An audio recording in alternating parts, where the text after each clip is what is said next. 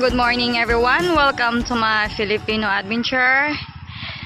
As you remember before, my house is beside of elementary school.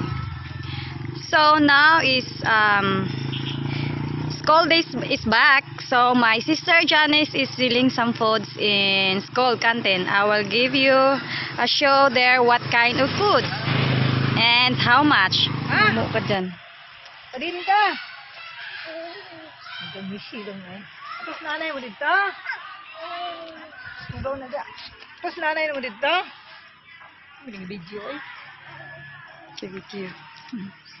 Hi.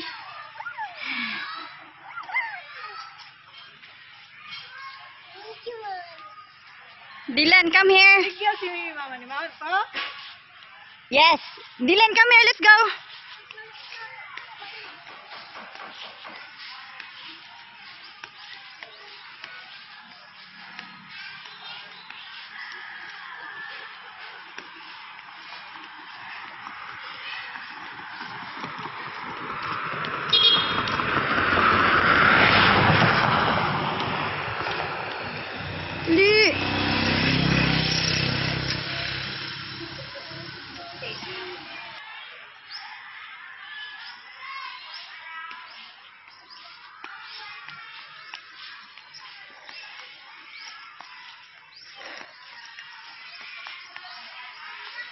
This is the school canteen of elementary school. So this is the food that they are selling for the student, for the kids. Okay, they have pancit and spaghetti. How much, ate? 5 peso. 5 peso each. And then 3 peso. 3 peso, that's a banana. Banana. And then this one is a fish ball for 1 peso each. And then we have, she have ice candy. What flavor is this, ate? Jackfruit. Oh, jackfruit. Wow, this is yummy. Okay, thank you, Ate Prancing. Say hi. Prancing is selling for bananas. How much banana, la? Peso. 1 peso each. Banana, barbecue. And then this one is flour. And then this one is koropik. Oh, this one mom make this one. And she has also photo cheese. And she has also a snackies and biscuits and then candies and then hi to this girl. She's so busy texting.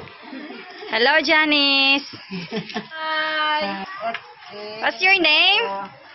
I'm Francisca Rodrigo. All right. Can I ask some questions to you, ate? Okay. How much per day? Per day, how much per day that you earn? Or yeah. Sometimes is 600 plus. Oh. And sometimes is 3 plus. 300 plus for 1 day. So quite good, right? For you just only sitting down here and then bring some food and sell to the kids. So this is a quite not really, it seems like not really a big income, but as long they have a source of income, isn't it, ate? Thank you.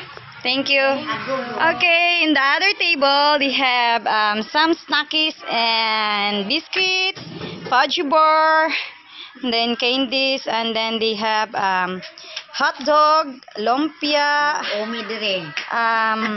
This is milk candies. And then this one, what's this? Huh? Pork ham. So pork ham for how much? 1 stick? 5 pesos. So this is the girl that's selling this. Thank you for watching. Thank you for watching. Please subscribe, comment, share. As always, stay classy.